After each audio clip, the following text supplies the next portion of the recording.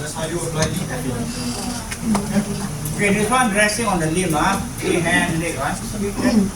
Okay, each pair will take one FAD. Pocket, cannot litter. Alright, when you open it up, you get the long tail and the short tail, same as just now.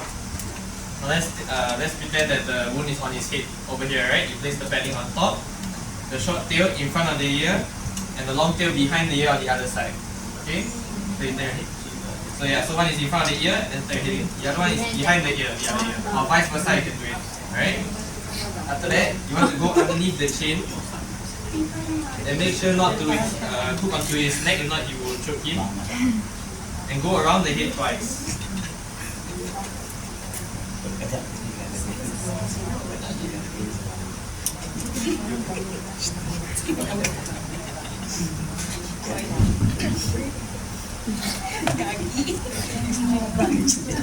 After that, you want to use the short tail as the anchor, right hand over here. You twist and go one round like this, and then you can start going across the head like this. So as you're going across the head, you want to make sure that the bandage covers just right above the eyebrow. Just above the eyebrow. And so when wrapping around, you don't want to cover the ears, now it will be very painful. As we're heading on to the end, right? You want to tie just at the sides over here. And make sure not to tie on the ear, it will not be very painful.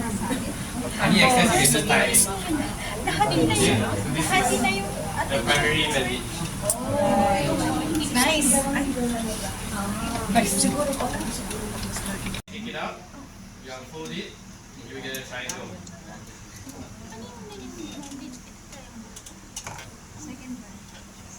Okay, so long ends are the base, and then here's the tip.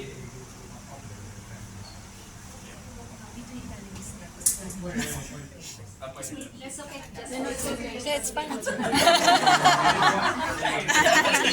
so here's the apex. Tip over here is called the apex. Okay. So what you want to do is at the top, the base, you want to fold a little bit, like so. Right? And then you want to go above, and just right above the eyebrow here.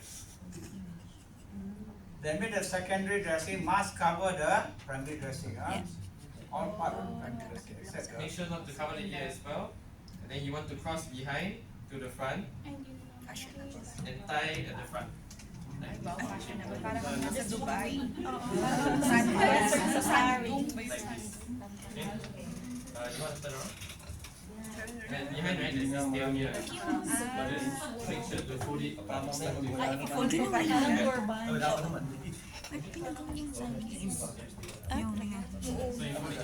so. So that's how you do a hip bandage. Ano pinag-iisipan mo, Carmen? dressing on the head. Arm So sling. for the arm sling, you will need a triangular bandage. First thing first, you will just remove it from the packaging. Babata naman ang mga SME. Parang kapatid You ko will lang. find a triangular bandage. First thing first you do is unfold the triangular bandage, and you will see a point. This tip here will always point at the elbow of the injured arm. So in this case, it will be pointing this way. And then, first thing first. Right, so make sure one side goes underneath to this side, and then the other one goes above, Then go to the back. and then you just tie a knot at the back. Yung apex nasa And injury. then you make sure the tip is pointing tie it out there. first, and you have to make sure the fingers are visible. Yeah. After that, with the tip, what you do Tie is, it there. as a tip, you just have to twist it, Then put and it. then you just tuck it in Alright. like this.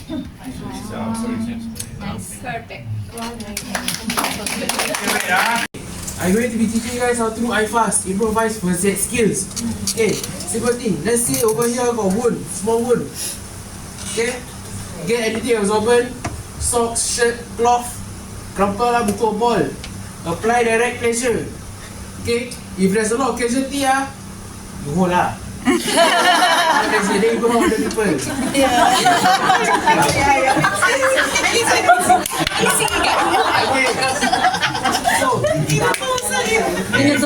So, if pressing doesn't help the bleeding, if you still keep bleeding, proceed to tie. So how to tie? Okay, let's say wound here, 2 to 3 fingers above and above the wound. Take anything that you can tie with lah. Shoelace, tie also can. Go from below, 2 to 3 fingers above. Tie or not? Like so. Okay. In the left cases, do tight. You got excess, right? You wrap around. Then you tie again on top. Can? Let's say this thing doesn't stop the bleeding, or the part has been blown off or cut off. Okay, proceed to windlass tourniquet. So how to do windlass? Same thing 2 to 3 fingers above from the end of the wound. Okay. Tie again. Okay, tie. With the excess, right? You tie another knot. But this time loose. Okay, so hold. Then you put the Insert the stick. Okay, what to do with the hole? Okay, insert any rock-like object. Pen, pencil, lipstick, mascara. Okay, battery also can. As long as it's long and hard. Okay, so nothing wrong with it. Hey, tighten. Once tighten already, this thing, twist. Tighten it. Like a tap. Okay, twist for the life, right? Twist until you cannot twist anymore, or the bleeding stops. For training purposes, I only do once or twice. I don't need to die. So what to do with this? Once I turn it, one end wrap around 2 to 3 times. One way, the other end, other way. Okay. then So what to do with the excess? Go under, tie the knot. bring over, and tie above. Like so. See? Can? Yeah. Choking. So for the partial choking first, the partial choking, the casualty is usually still able to talk a bit, still able to make noises and still able to breathe. So what you do with a casualty that is partially choking, inform him that you are a first aider, and then turn him to the back, and then make him bend over slightly. Okay? And then use the heel of your palm to give a backward thrust in the middle of the shoulder blades. Okay? You cannot hit too high because you can hit the neck. If you hit too below, you can hit the spine. So you have to hit in the middle of the shoulder blades, backward thrust until the foot comes up. But glide with force. Okay? So the next one is called the complete choking. So for complete choking, the casualty isn't able to breathe at all, not even able to speak, and not able to make any noise. And usually they will do a universal sign like this. This is complete choking. So what you do is same thing. I'm a first aider and I'm here to help you. And then what you do is go behind the casualty and spread his feet. And place your dominant foot in between the feet. Okay? This is to avoid the casualty from falling if he faints. Okay? Then next step, use your ring finger to locate the belly button. Okay? Locate the belly button and then place your other 2 fingers above that ring finger. After doing that, use your other hand, do a 5, 4, 0. When you do this, you can find the sharp part of your thumb here. Okay? What you do is place above the 2 fingers. And then, with your other hand, cup it and do a inwards and upwards motion until the foot comes out of the mouth. That's for complete choking. How you do this? Okay, one more time. For adult CPR and infant CPR, there's 6 letters that you have to remember. Okay, it's doctors ABC, DRS ABC. But the application of DRS ABC for adult and infant is different. Okay, so for adult, D stands for danger. So approaching a casualty, okay, you must first ensure that there is no danger around you, around the patient. Okay, so if this person was in the middle of the road, the first thing you would check for is any vehicles incoming. Okay, so once you have ensured there's no danger around you, you move on to the next letter, which is R. R is for response. Okay, how do you check for response? Okay, tap the shoulder and ask if they're okay. So are you okay? Are you okay? Okay? Never responds. No response. Okay? So if no response, you proceed with the next letter. Next letter is S. Okay, what do you shout for? 995. Okay, so 995. Be specific is better. Okay, so you say 995 for ambulance. Okay, because 995 also activates the fireman. Okay, so call 995 for an ambulance. So make sure you point to someone. Okay, first one point. Call 995 for ambulance. Okay, you either point at the same person or another person, get an AED. Okay, reason why you have to point. She will run. They will run away. Okay, because if you don't point, you think she's doing it, she thinks she's doing it, then nobody does anything. Okay, so pointing gives the responsibility on them, then they will do it. Okay, so once you have shouted, okay, the ambulance is on the way and the AED is on the way. Okay, we will move on to the next letter, which is A. A is the AED. Okay, so meanwhile, waiting for it, we move on to B. B is for breathing. So how do we check for breathing? We will put our ears in between the nose and mouth while looking down at the chest. Why do we look down at the chest? Rise and fall. Rise and fall. So you look something like that. Okay, this person is not breathing. So we have to move on to the next letter, which is the last letter C. C is for compression. Okay, how do you find where to place your hand? Okay, you can either use your middle finger to trace the nipple line to the center of the chest. Use your other hand, the heel of your palm, put on top, interlock. That's the first method. Okay. Second method, you use your ring finger. You trace the rib cage from below to the center.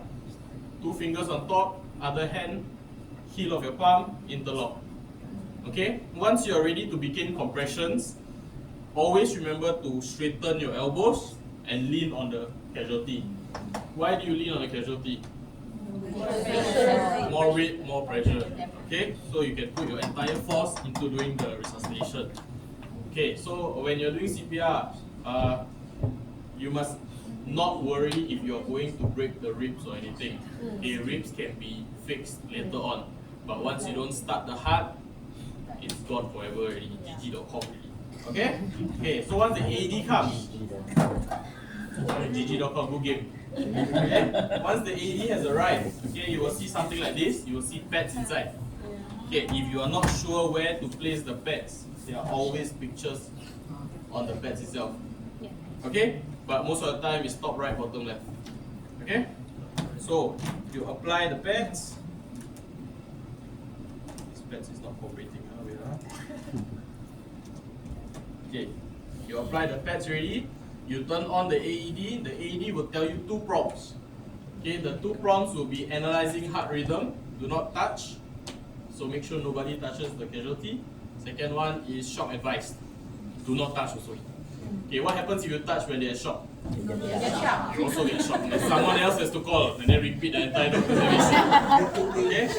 So it doesn't help. You're not helping. Okay?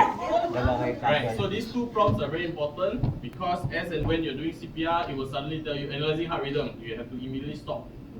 Okay, then when it starts, when it continues to say continue with compressions, then you continue. You can just do it as a